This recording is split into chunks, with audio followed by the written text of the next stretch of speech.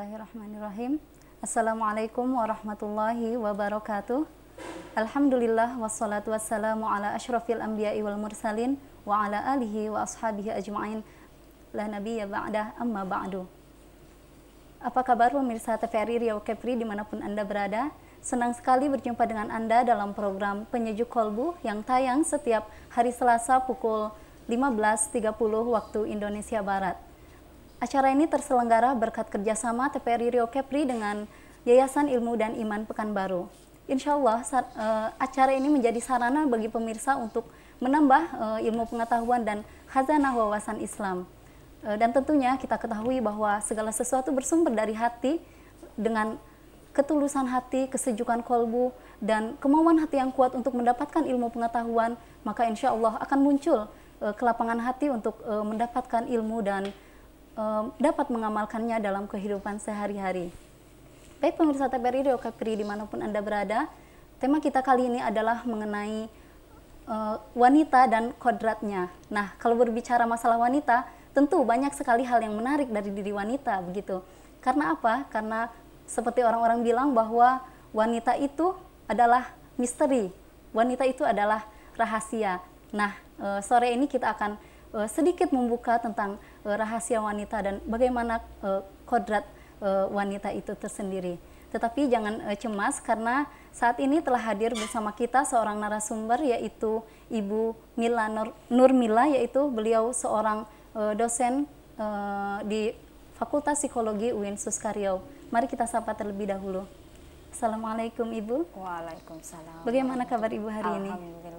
Alhamdulillah, semoga Allah senantiasa memberikan kesehatan lahir dan batin kepada kita ya Bu. Amin. Setiap hari. Baik pemirsa, sebelum kita memulai acara atau memulai pembicaraan kita mengenai wanita dan kodratnya, kita akan membahas, kita akan mendengarkan terlebih dahulu bacaan ayat suci Al-Quran, yaitu surah An-Nisa ayat 1.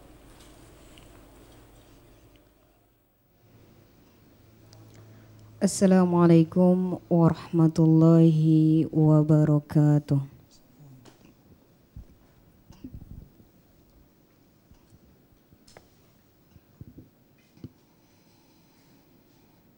A'udzu billahi minasy syaithanir rajim.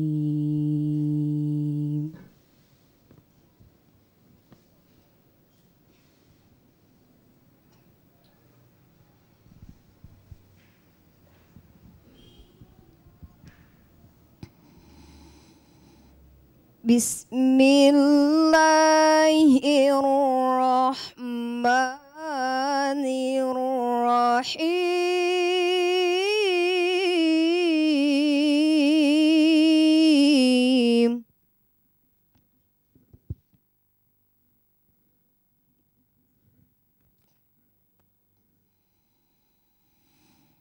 Ya ayyuhan nasu اتقوا ربكم الذي خلقكم من نفس واحدة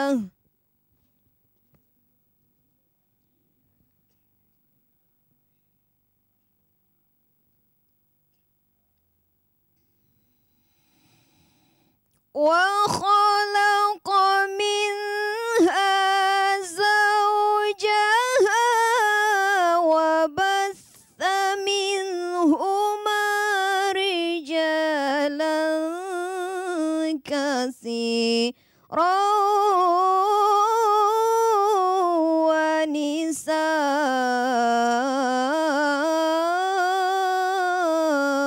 ونساء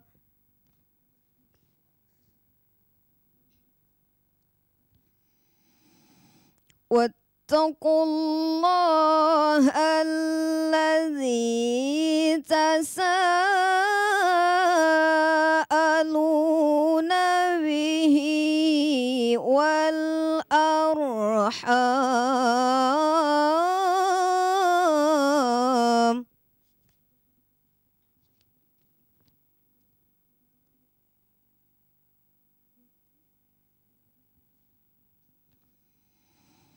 Innallaha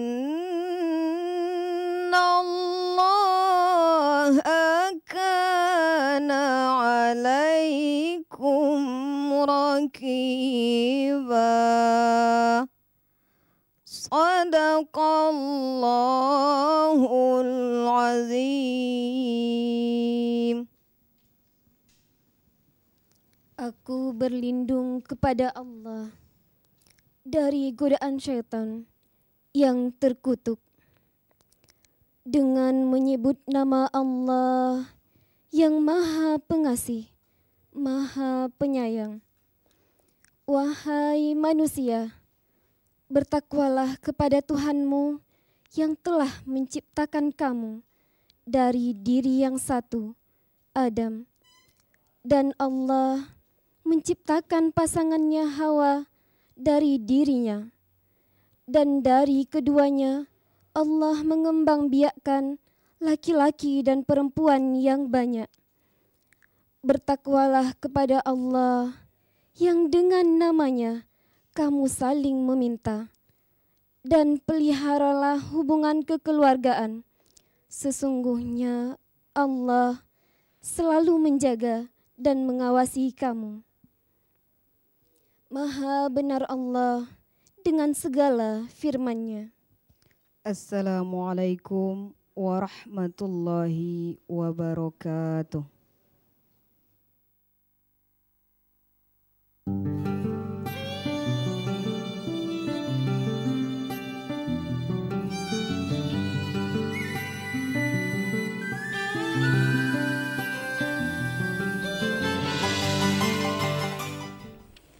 Baik pemirsa TVRI Riau Kepri dimanapun Anda berada, itulah tadi bacaan ayat suci Al-Quran Surah An-Nisa ayat 1. Sebagaimana kita ketahui bahwa An-Nisa ini artinya perempuan. Demikianlah betapa Allah sungguh memuliakan perempuan sehingga Allah menjadikannya nama dalam kitab sucinya.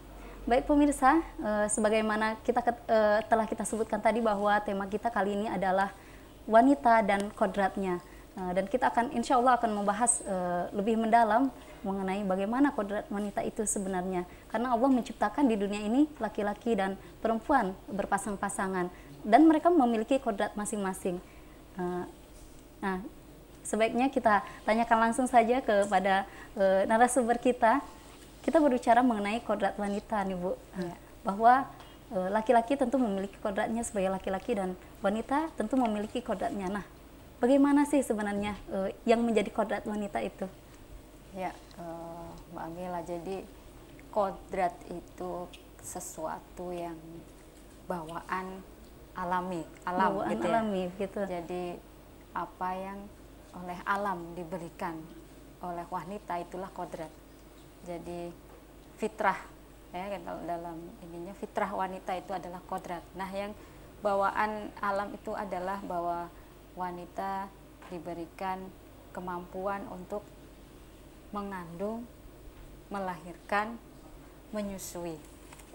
Dan untuk kepentingan itu, wanita diberikan berbagai software, ya, jadi alat psikologis yang lengkap seperti untuk mengasuh, ya, untuk membimbing anaknya, mendidik anaknya, karena dia yang lebih dekat, gitu ya. Jadi bukan berarti bahwa wanita itu tidak memiliki kelebihan dibandingkan pria, tapi ini adalah berbeda secara kategoris gitu ya, kualitatif gitu ya. Nah, jadi kodratnya adalah yang dibawa oleh wanita, dia hamil, melahirkan, kemudian dengan kodratnya itu dia diberi Allah kelebihan-kelebihan seperti kemampuan untuk mengasuh anaknya itu secara naluri. Secara naluri. Berarti kalau kita mengambil pengertian bahwa bawaan itu kodrat tidak bisa dibuat-buat ya, itu sudah tidak bisa ditolak gitu.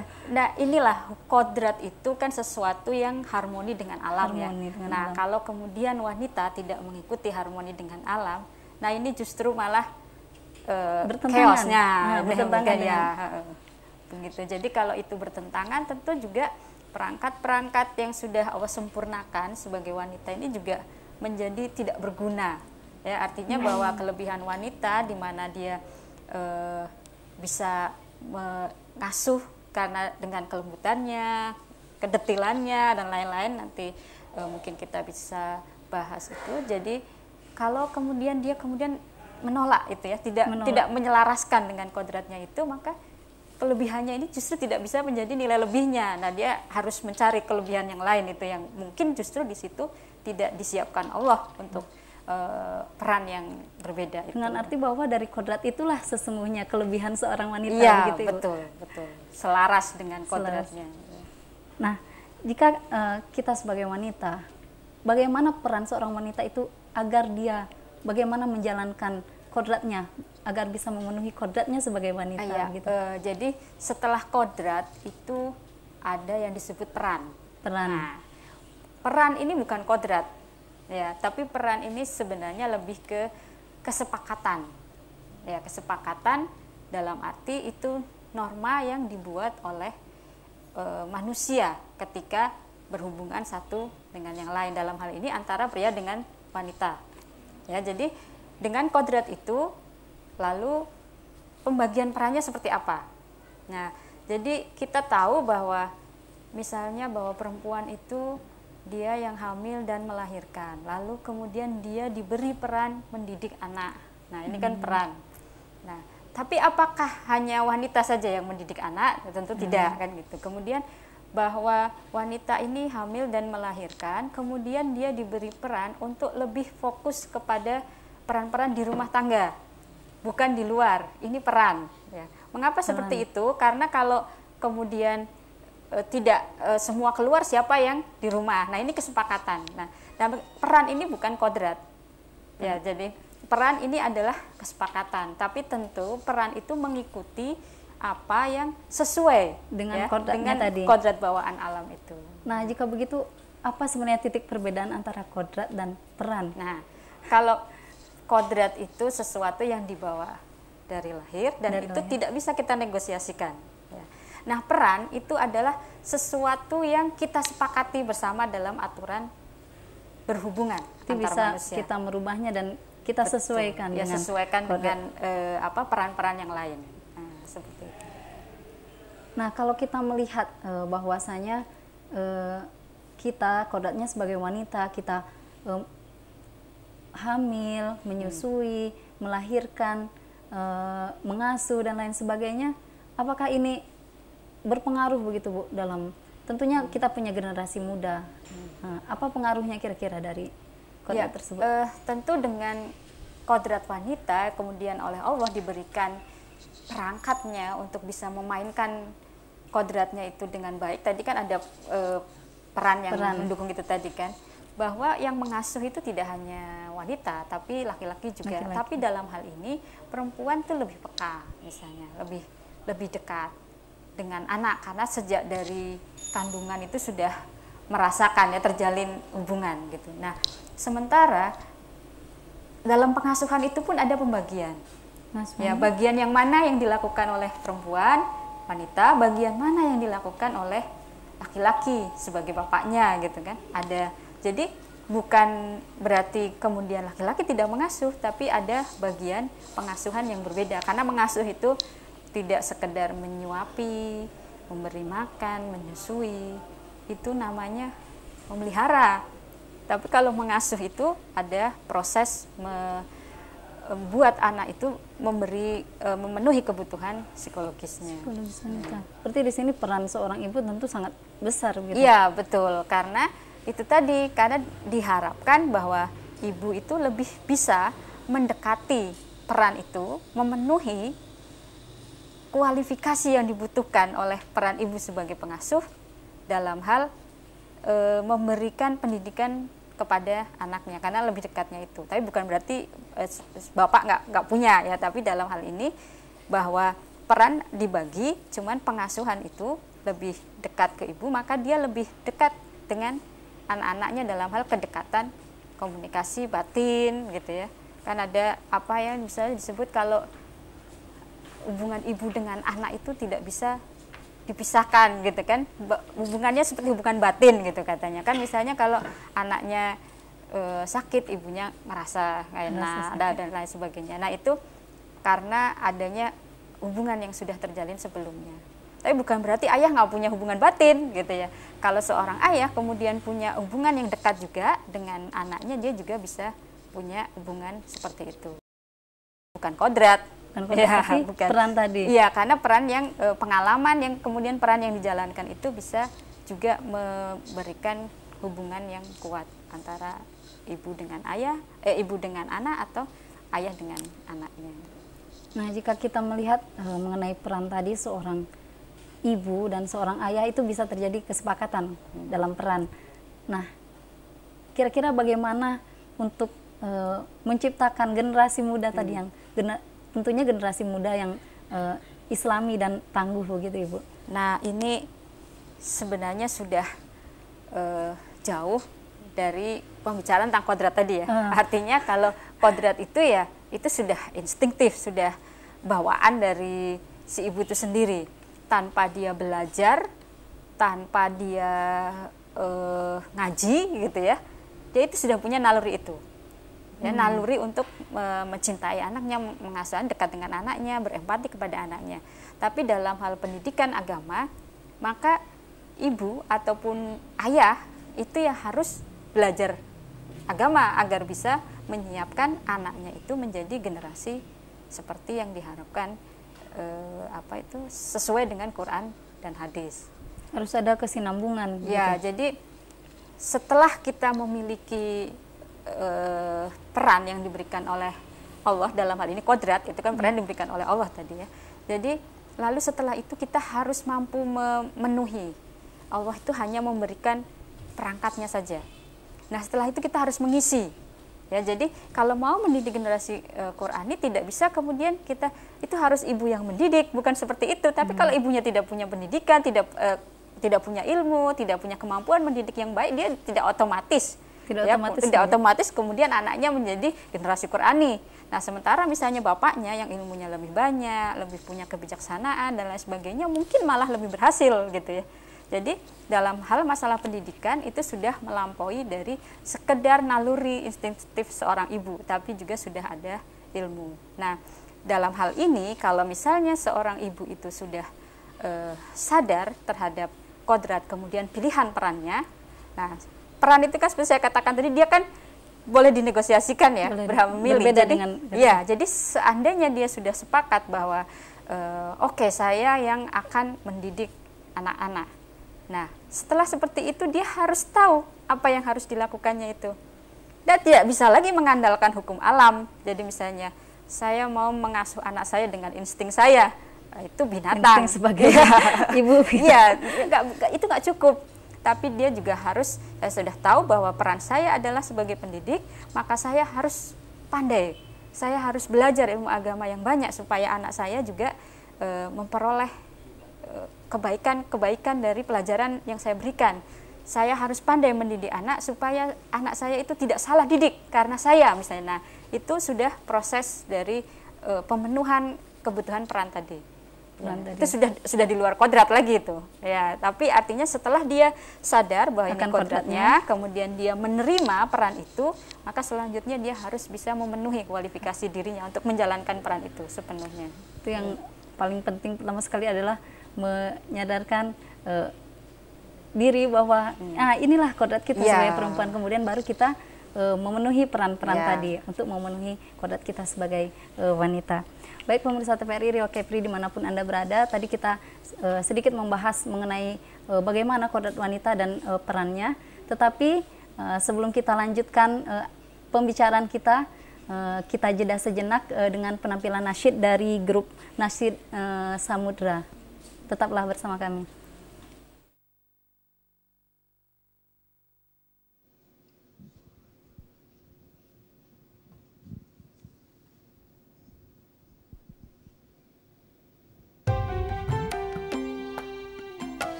Betapa sucinya perjuangan hidup dan mati ibu melahirkanku. Betapa besarnya perjuangan jiwa dan raga ibu membesarkanku. Betapa sucinya penuh cinta kasih nan tulus ibu mendidik aku. Engkau wanita sangat mulia, engkau wanita sungguh soleha. Tiada kau ingat pengorbananmu, tiada kau harap balas jasamu, wahai ibu, wahai ibu. Ya Allah, sayangilah ibuku seperti ibu menyayangiku, ya Allah. Sewaktu kecil air susu jadi bukti, air mata jadi saksi, di dalam darah dagingku mengalir doamu ibu. Air susu jadi bukti, air mata jadi saksi, di dalam darah dagingku mengalir doamu ibu. Betapa sucinya pengorbanan jiwa dan raga ibu melahirkanku.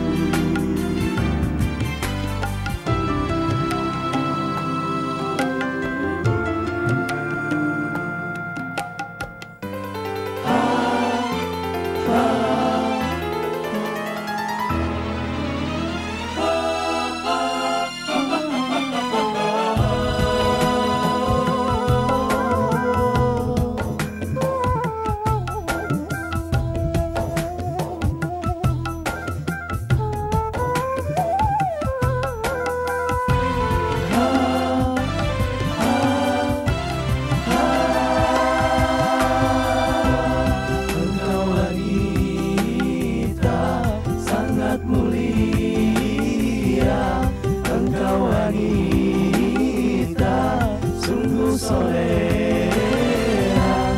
Tiada kau ingat pengorbananmu, tiada kau harap balas jasamu, wahai ibu, wahai ibu.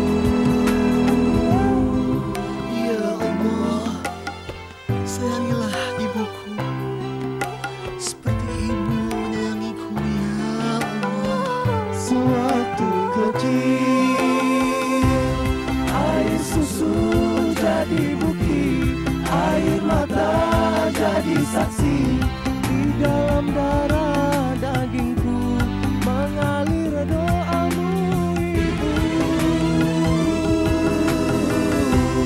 Air susu jadi bukti, air mata jadi saksi, di dalam darah dagingku mengalir doamu ibu.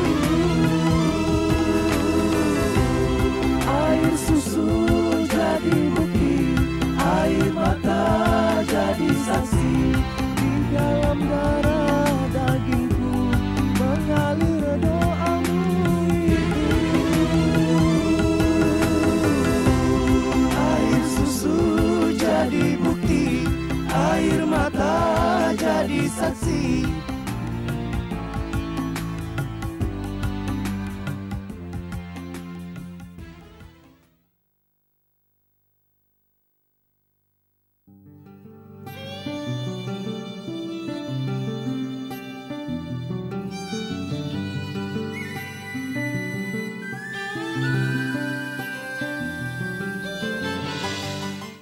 Sinsay Hong Kong Medistra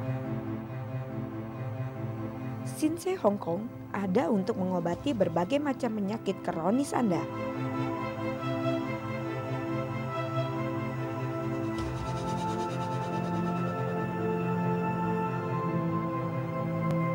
Hasil pengobatan sangat spesial dengan menggunakan resep berharga berkhasiat dan dapat dengan cepat membasmi akar penyakit.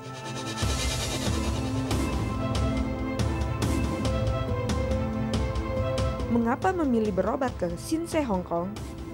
Cepat, tepat, profesional, dan terjamin.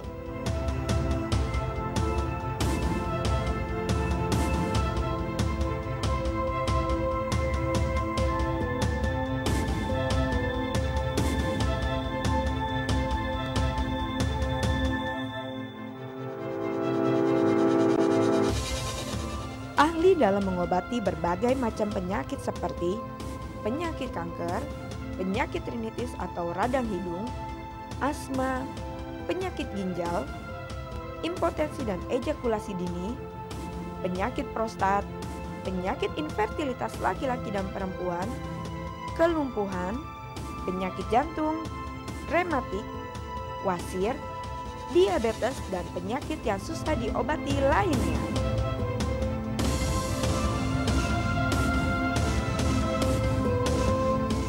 Semakin dini Anda berobat, maka semakin besar peluangnya. Kesehatan Anda adalah prioritas kami.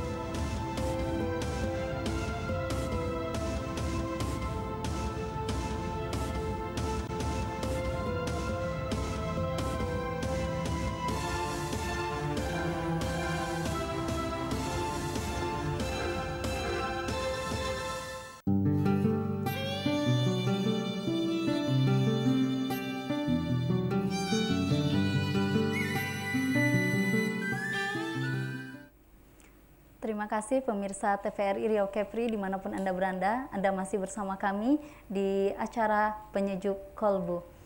Kita tadi telah berbicara sedikit mengenai peran dan kodrat wanita.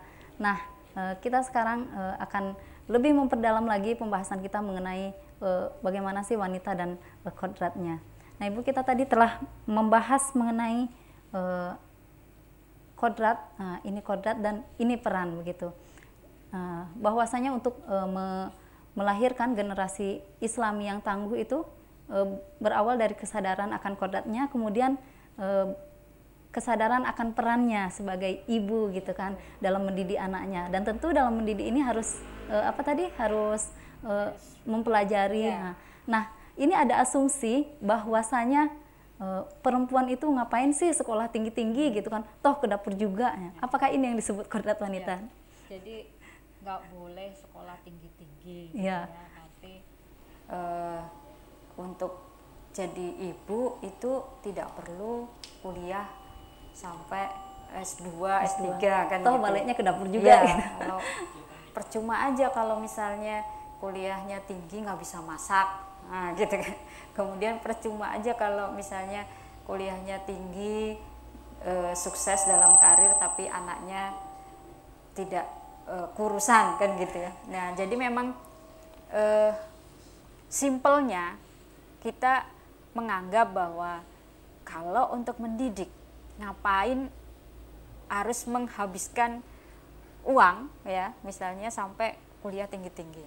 Nah, ada contoh yang sangat bagus sebenarnya ini di Jepang misalnya.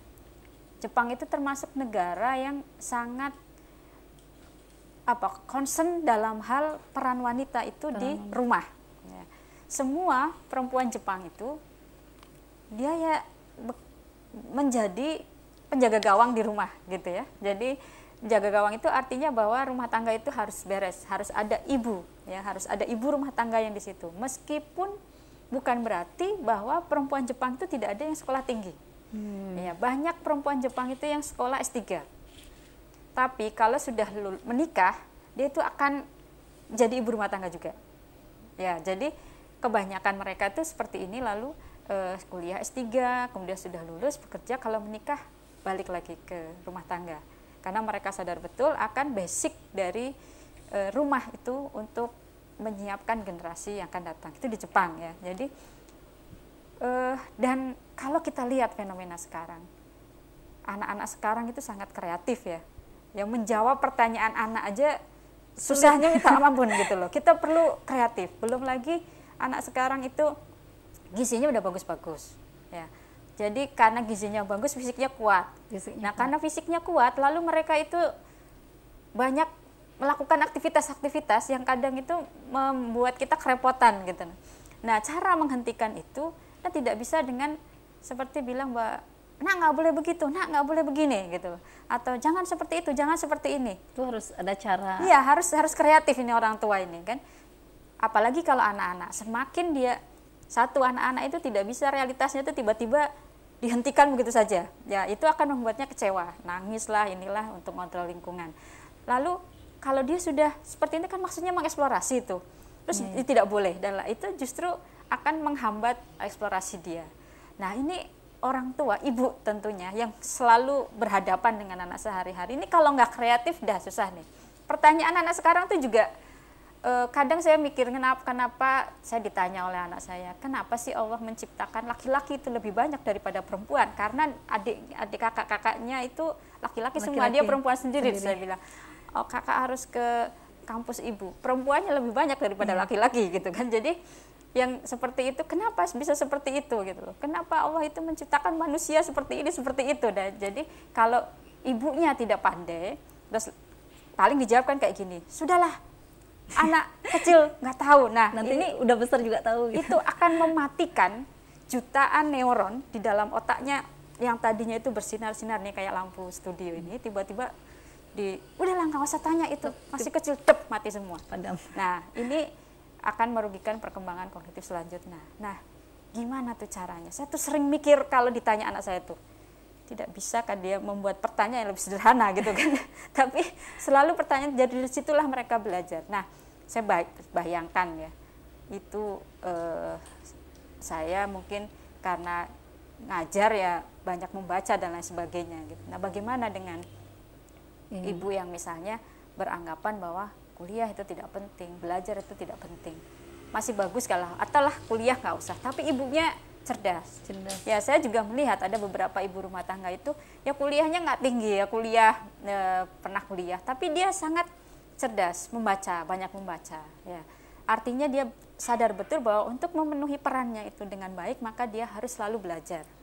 Dia harus selalu di depan. Jadi kalau misalnya kita ingin membawa anak kita ke suatu tujuan, kita harus pernah sampai di sana dulu.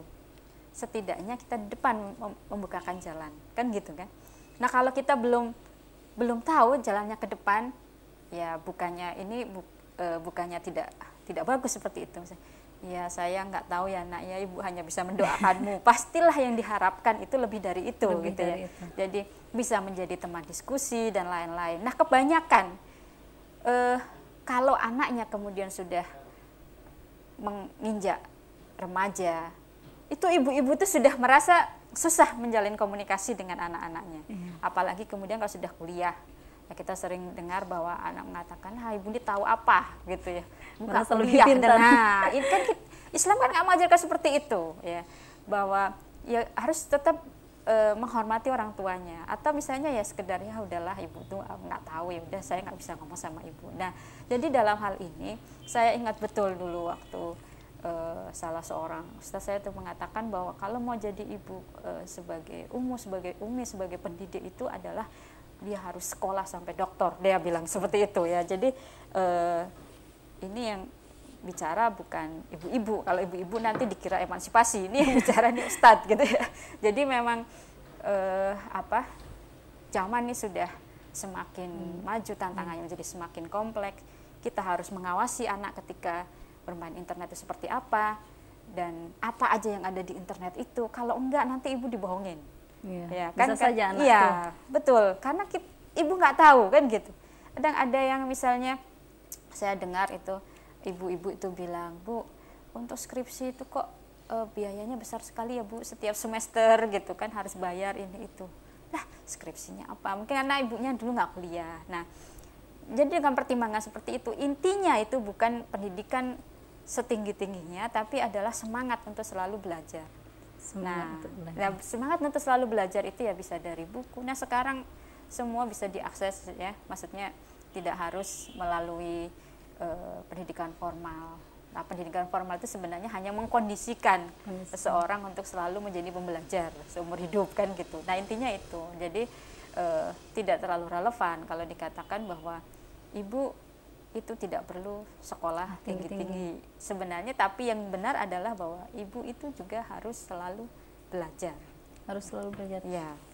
Baik, ini sebelum kita lanjutkan pembicaraan ada pertanyaan dari grup nasyid kita. Ya, dipersilahkan.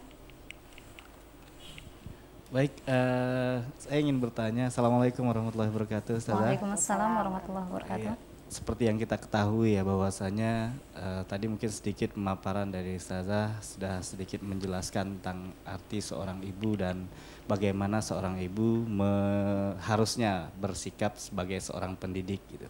Yang kita ketahui bahwasanya keluarga ataupun rumah adalah madrasatul ula ya, ataupun sekolah pertama bagi anak-anak. Nah, sebenarnya tips-tips yang mungkin bagi orang tua yang katakanlah tingkat pendidikannya agak rendah gitu.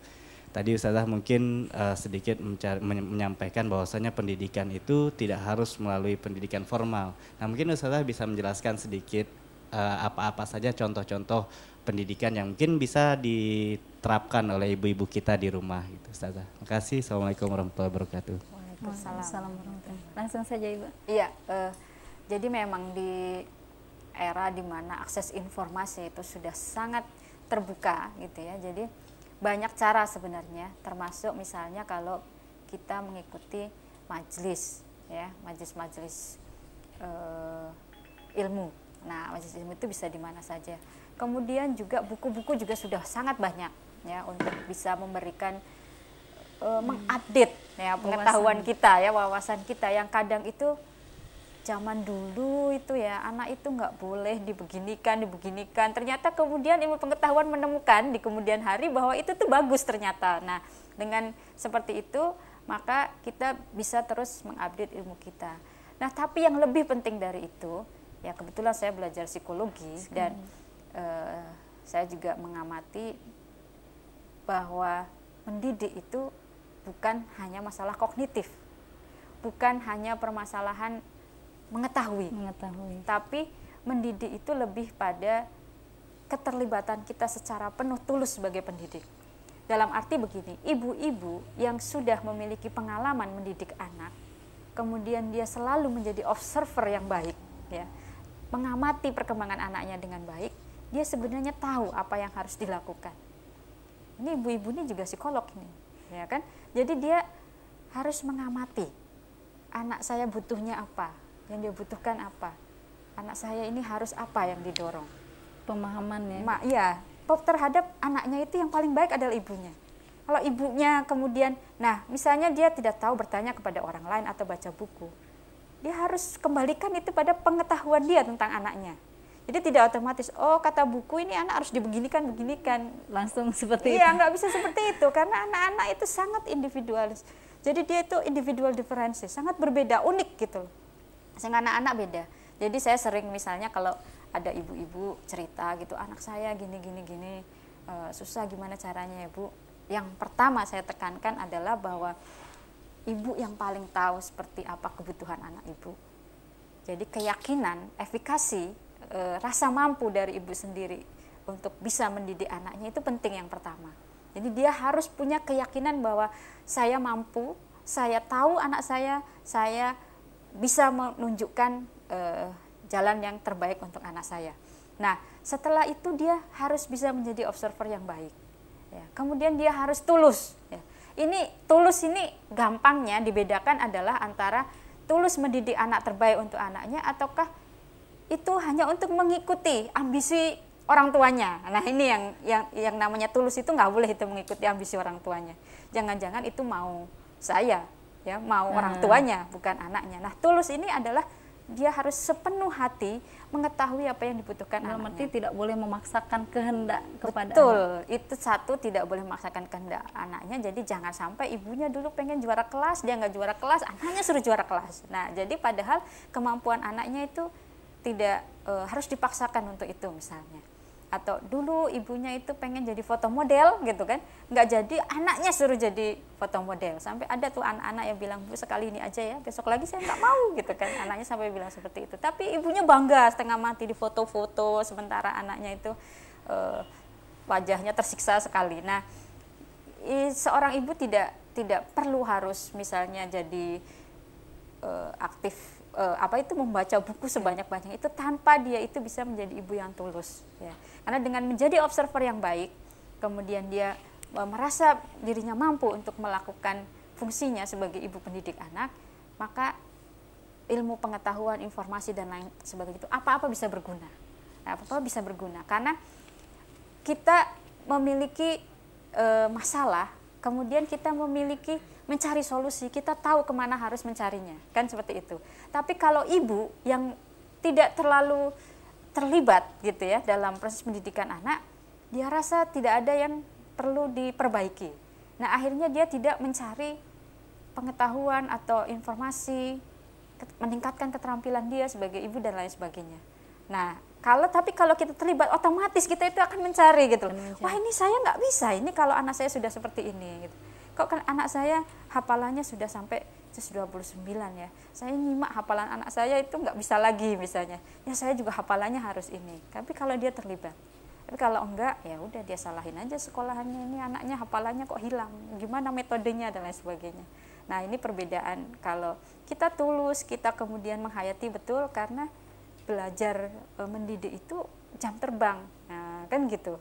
Beda dosen yang baru pertama ngajar dengan dosen yang sudah 10 tahun mengajar. Ini karena sekali lagi mendidik itu jam terbang ya. Ya, tidak hanya sekedar masalah kognitif, pengetahuan saja, tapi juga bagaimana penghayatan, pendekatan kita sebagai pendidik. Nah, kira-kira kalau kita lihat fenomena sekarang, sangat jarang sekali orang tua yang memperhatikan anaknya dan sampai tahu betul anaknya. Itu kira-kira bagaimana solusinya dan apa efeknya terhadap anak itu sendiri? Iya, itu saya juga tidak menyalahkan sepenuhnya, dalam arti sekarang ini tuntutan masyarakat modern itu sudah sedemikian stressful gitu ya. Jadi orang tua mungkin punya justifikasi seperti ini. Saya bekerja seperti ini karena saya harus menyekolahkan anak saya di sekolah yang bagus. Kalau anak saya nggak di sekolahnya bagus, nanti dia bagaimana? Saya bekerja seperti ini karena saya harus memberikan fasilitas yang bagus untuk anak saya. Saya bekerja seperti ini karena saya ingin anak saya les piano, les ini, les itu tuntutan semua. Nah, sementara kalau sendiri, nah ini keluarga-keluarga muda itu kan misalnya, kalau cuma suami saya yang bekerja itu nggak cukup, ya. Sekolah di sekolah-sekolah yang bagus itu sebulannya bisa SPP-nya 1 juta misalnya. Terus itu baru satu anak, belum nanti susunya berapa. Ini tuntutan. Jadi cuman kita harus kembalikan lagi bahwa sekolah, kemudian fasilitas, sarana itu kan pendukung. Nah, intinya adalah bagaimana proses transfernya itu. Contohnya begini, sebenarnya kita tidak memerlukan sekolah dengan fasilitas yang lengkap, ber-AC dan bayarnya mahal. Tapi kalau guru-gurunya tidak berdedikasi, ya, misalnya, itu justru merusak pendidikan itu sendiri. Ya, jadi yang lebih penting itu bukan ini visi pendidikan internasional, solusi yang ke depan. Kalau seperti itu semua sekolah itu bagus. Ya. Semua visinya nggak ada yang jelek seperti itu. Tapi yang lebih penting dari itu adalah bagaimana manusia-manusianya yang terlibat dalam pendidikan itu menginterpretasikan yang disebut dengan visi kurikulum dan lain sebagainya itu. Sikap sehari-hari seorang guru kepada anaknya itu jauh lebih penting yang memberi dampak pada pendidikan dibandingkan program yang unggulan dan lain-lain. Nah, sehingga kalau kemudian touching dari orang tua itu sendiri seperti kehilangan, yang kehilangan dia tidak bisa lagi mengikuti anaknya, itu sebenarnya terbalik kan? Seharusnya itu pendukung. Tapi di sini justru itu yang utama. Nah, contoh, ini saya sebenarnya mengkritik juga tentang pendidikan di sini. Kalau orang tua itu merasa, kalau saya sudah sekolahkan anak saya sebulan SPP-nya 1,5 juta, maka semua hal yang berkaitan dengan masalah anak saya itu adalah masalah sekolah. Masalah sekolah. Orang tua tuh suka komplain nih gini nih, ini sekolah kok bayar mahal tapi anak saya nggak bisa ini, nggak bisa itu, bahasa Inggrisnya jelek dan lain sebagainya, hafalannya nggak naik-naik dan lain sebagainya. Pertanyaannya adalah apa yang sudah dilakukan oleh orang tua? Oke, Ibu, nanti akan kita jawab pertanyaan apa yang sudah dilakukan oleh seorang ibu tadi. Dan kita akan melanjutkan kembali acara kita setelah mendengar senandung nasyid berikut.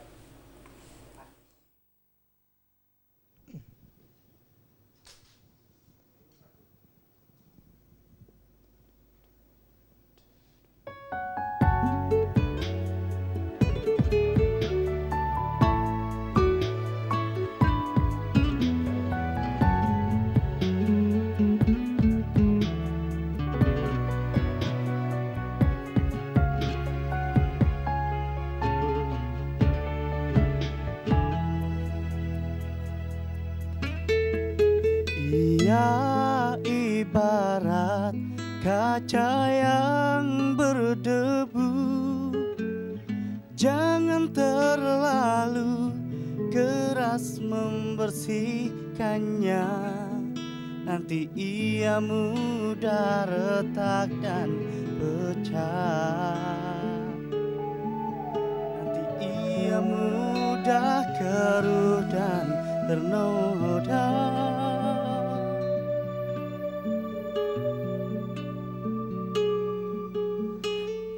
Ya ibarat kaca yang berdebu, jangan terlalu lembut membersihkannya.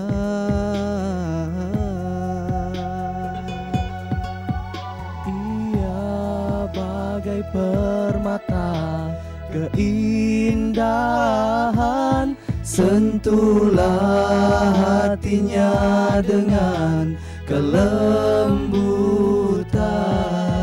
Ia sehalus sutera di awan, jagalah hatinya dengan kesabaran.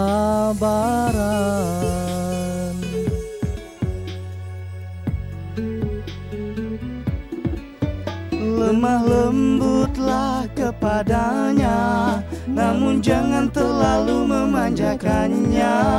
Tegurlah bila ia bersalah, namun janganlah lukai hatinya. Lemah lembutlah kepadanya, namun jangan terlalu memanjakannya.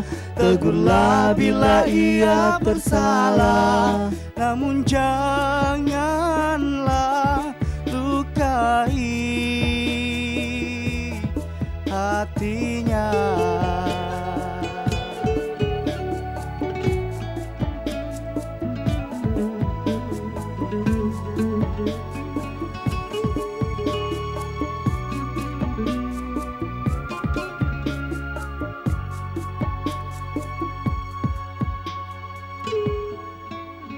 Ia bagai permata keindahan, sentuhlah hatinya dengan kelembutan.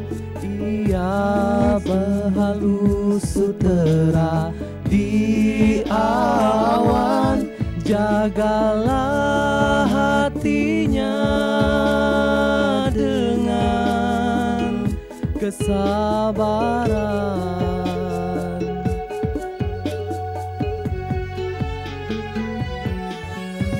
Lemah lembutlah kepadanya, namun jangan terlalu memanjakannya. Tegurlah bila ia bersalah, namun janganlah lukai hatinya. Lemah lembutlah kepadanya, namun jangan terlalu memanjakannya. Tegurlah bila ia bersalah, namun janganlah lukai hatinya.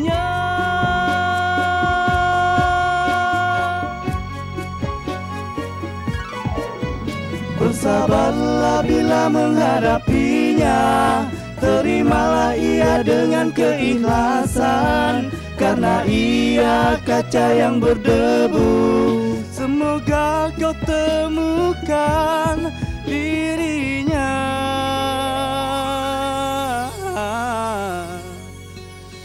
bercahayakan iman.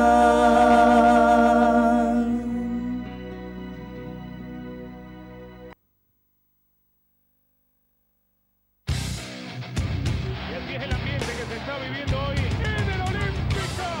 Hay fiesta.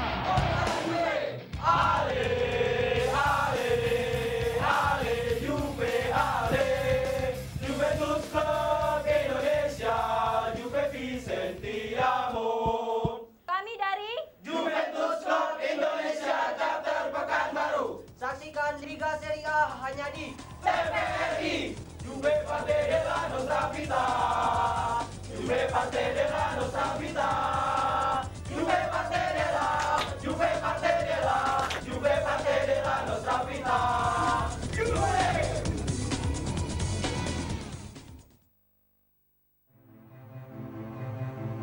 Shinsei Hong Kong ada untuk mengobati berbagai macam penyakit kronis Anda.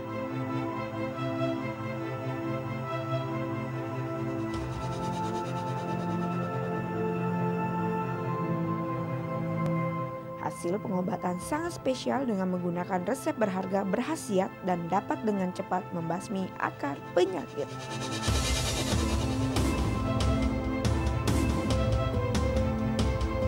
Mengapa memilih berobat ke Shinsei Hong Kong? Cepat, tepat, profesional, dan terjamin.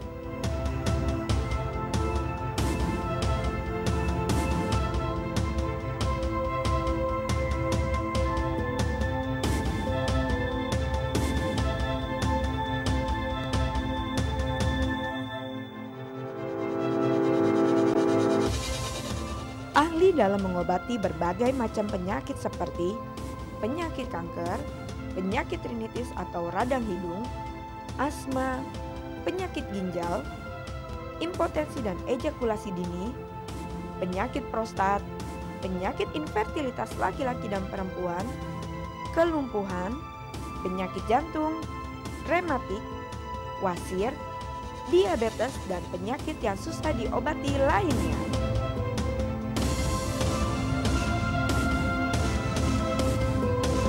Ingat, semakin dini Anda berobat, maka semakin besar peluangnya. Kesehatan Anda adalah prioritas kami.